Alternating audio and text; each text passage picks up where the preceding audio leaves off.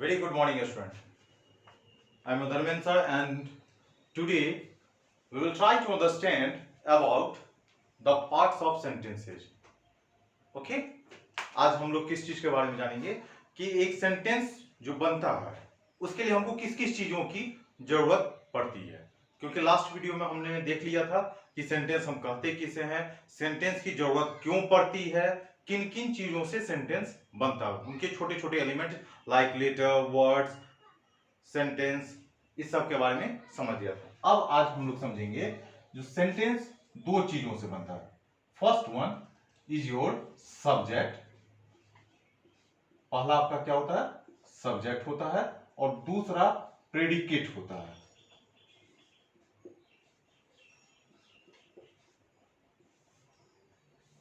Okay, इन दो चीजों से आपका एक सेंटेंस कंप्लीट होता है। तो सबसे फर्स्ट वर्ड कि हम लोग सब्जेक्ट के बारे में समझेंगे कि सब्जेक्ट कहां किसे जाता है। सब्जेक्ट हम लोग कहते किसे हैं। सब्जेक्ट एक सेंटेंस में सबसे ज्यादा इंपॉर्टेंट होता है क्योंकि उसके बारे में ही कुछ कहा जाता है। ठीक है, तो हम इसको कैसे डिफाइन कर सकते हैं? सब्जेक्ट मेरा क्या होता है? आप कह सकते हैं वर्ड, अ वर्ड और words about which something is said. Means जब किसी भी सेंटेंस में जिसके बारे में बताया जाए उसको हम लोग क्या कहेंगे? सब्जेक्ट कहेंगे। छोटा सा एग्जांपल हम लोग देखते हैं। Indu is a tall girl. अब आप एक चीज सब्जेक्ट के बारे में अगर ना पता चल पाए या सब्जेक्ट हम पहचानेंगे कैसे, तो उसके लिए मेरे पास दो ऑप्शन है। सबसे पहला काम होता है कि हम सेंटेंस में क्या करें? वर्ब को आइडेंटिफाई कर लें। यहां पे आपका वर्ब क्या है? इज। ये आपका क्या है? मेन वर्ब है। अब आप इस इज से दो क्वेश्चन कर सकते हैं। First question is your who and second question is what. इन दोनों में से जिस किसी का भी आपको आंसर मिल जाता है, जिस किसी का भी आंसर मिल जाता है, वो आपका क्या होगा? सब्जेक्ट होगा। So for that what you need to do, just you need to raise a question from your main verb. Just have to raise a question that who is a taller girl? Who is a tall girl? Then on that particular condition, you got an answer. Indu is a tall girl. अब आप अगर verb से पूछेंगे कि कौन लंबी लड़की है, आपको क्या जवाब आएगा? इंदु एक लंबी लड़की है। इस तरीके से आप सब्जेक्ट को पहचान सकते हैं। Okay, now we will try to understand about predicate. इसके बाद हम लोग उसके बारे में, सब्जेक्ट और प्रेडिकेट के बारे में डीप में भी समझेंगे। सबसे first work is to know about what is subject and what is predicate. Okay, so now we need to understand about predicate. अब हम लोग किसको समझेंगे? प्रेडिकेट होता क्या है। आप इसको इस तरह से भी समझ जाएं डिफिनीशन के हिसाब से। प्रेडिकेट क्या होता है आपका? Predicate is a word, or you can say words also, word or words which say or says something। Means predicate हम लोग किसको कहते हैं? प्रेडिकेट ऐसा एक शब्द है या शब्दों का ग्रुप जो होता है वो है जिसके थ्रू हम जानते हैं कि सब्जेक्ट के बारे में कुछ कहा जा रहा है। अभी अपने लोगों ने एक एग्जांपल देखा था, Indu is a tall girl. Indu क्या है? लंबी लड़की है। अब हम लोगों ने तो सब्जेक्ट के बारे में पहचान लिया, सब्जेक्ट कहते किसे हैं। अब सब्जेक्ट कहते किसे हैं इसके बारे में, सब्जेक्ट के बारे में कौन पूरी बात डिटेल में बता रहा है। ये इज अ टॉल गर्ल, ये बता रहा है इंदु के बारे में। और जब ये इंदु के बारे में ये चीजें बता रहा है तो इट मीन्स क्या हुआ, ये हमारा प्रेडिकेट हुआ। अब पॉइंट आती है, क्या सब्जेक्ट हमेशा स्टार्टिंग में होता है और प्रेडिकेट हमेशा बाद में होते हैं? ऐसा कुछ नहीं है, क्योंकि सब्जेक्ट कभी आपके एज अ सब्जेक्ट ग्रुप में भी होता है और प्रेडिकेट के बाद भी आता है। एक और एग्जांपल आप समझो, अगर यहीं पे एक चीज और लिखी जाती, द टॉल इंटेलिजेंट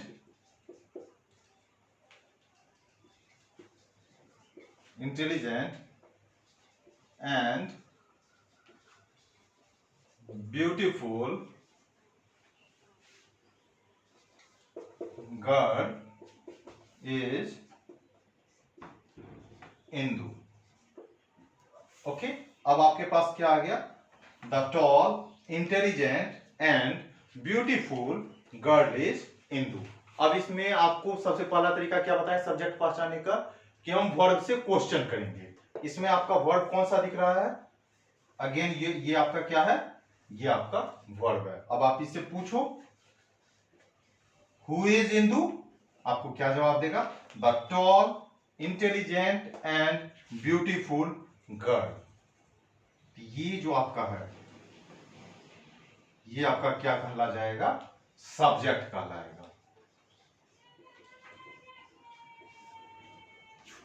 और इस सब्जेक्ट को हम लोग क्या कहते हैं, सब्जेक्ट ग्रुप के नाम से जानते हैं।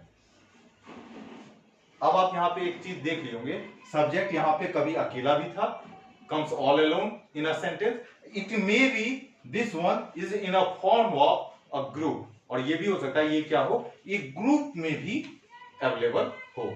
Okay, now we will try to understand much more about this thing.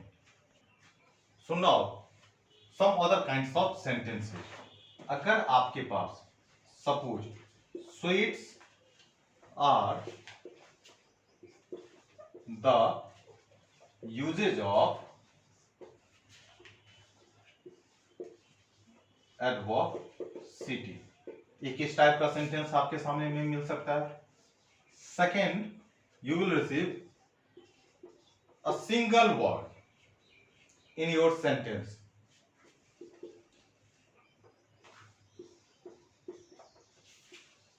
अब इस कंडीशन में आपको सब्जेक्ट को पहचानना है और प्रेडिकेट को पहचानना है।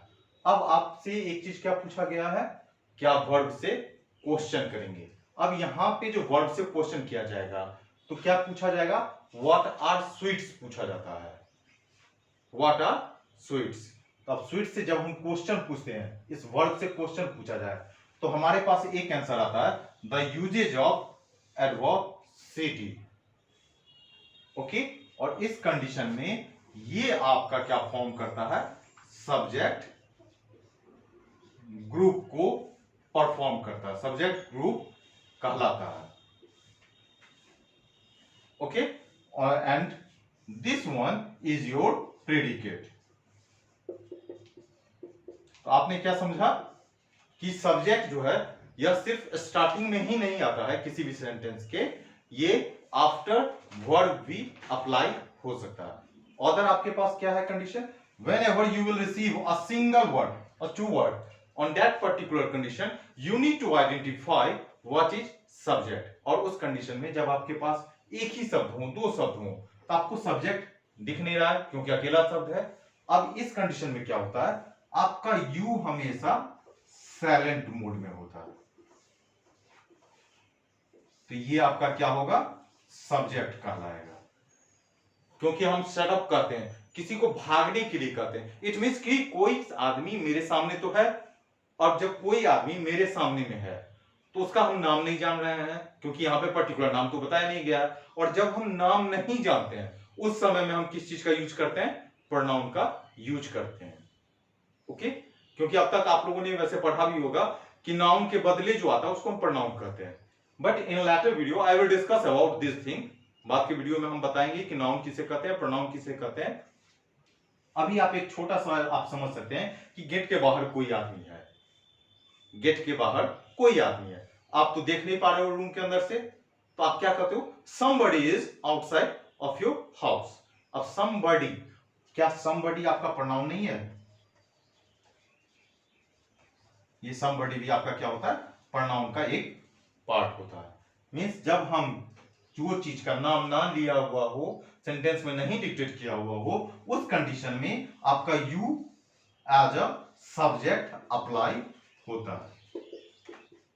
Got it? और ये आपका क्या हो गया, प्रोनाउन, सॉरी ये आपका क्या हो गया, प्रेडिकेट आपका हो जाएगा। Okay, so now I will try to dictate much more about subject. Okay, अब सब्जेक्ट के बारे में थोड़ा सा अधिक जानने की कोशिश करते हैं। It may be possible you will not find in your book, आपको ये किताब में नहीं मिलेगा। आप इसको कुछ और डीप में अगर हम लोग चलें, इसके बारे में समझें, तो समझ सकते हैं। चाहे तो यहाँ पे आप सब्जेक्ट भी लिख सकते हैं, एंड सब्जेक्ट और ऑब्जेक्ट दोनों को ही एक ही तरीके से आप समझ सकते हैं। कहा गया सब्जेक्ट होने के लिए हमको क्या क्या चीज की जरूरत पड़ती है। अब आप अंडरस्टैंड करो, एक सब्जेक्ट बनने के लिए सबसे पहला होता है वो आपका क्या हो, एक नाउन हो। ठीक है, नाउन के बारे में आप लोग जानते हैं, जो भी चीज हमारे आसपास दिख रही है, चाहे वो लाइट हो, फैन हो, एयर हो, कोई भी व्यक्ति हो, मीन्स किसी भी इंसान का जो नाम होता है वो हो, काउ हो, buffalo, whatsoever which you can give a name, जिसको कि आप एक नाम दे सकते हैं, वो सारा आपका क्या होता है, नाउन कहलाता है। तो एक सब्जेक्ट होने के लिए हमको क्या चीज की जरूरत पड़ती है, नाउन की जरूरत पड़ती है। सेकंड आपको किस चीज की जरूरत पड़ती है, सेकंड प्रोनाउन की जरूरत पड़ती है। ठीक है, तो प्रोनाउन के बारे में क्या कहा जाता है, आपने पढ़ा होगा which came at the place of noun, जो नाउन के बदले में आए उसको प्रोनाउन कहते हैं। बट अकॉर्डिंग टू मी कि प्रोनाउन वैसे सब कुछ है जिसका कि एक नाम ना दिया जा सके। मीन्स अगर नाउन का मुझे नाम नहीं पता है तो उसके बदले में हम क्या बुलाते हैं, उसको प्रोनाउन बुलाते हैं। जैसे कि अगर कोई इंसान है उसका नाम नहीं पता है, इन नॉर्मल लैंग्वेज अगर आप नॉर्मली भी रहते हैं, वहां पर आपको किसी का नाम नहीं पता है, तो आप क्या कहते हैं उसको, तुम ले आओ, तुम ये काम कर दो, वह यह किया है, उसने मुझे मारा, उसे मैंने पढ़ाया। अब नाम तो नहीं पता है, उसने, वह, तुम, ये सब सारे क्या हुए, आपके प्रोनाउन हुए। और तीसरा जो एक सब्जेक्ट होने के लिए जरूरत है वो होता आपका नाउन का इक्विवेलेंट।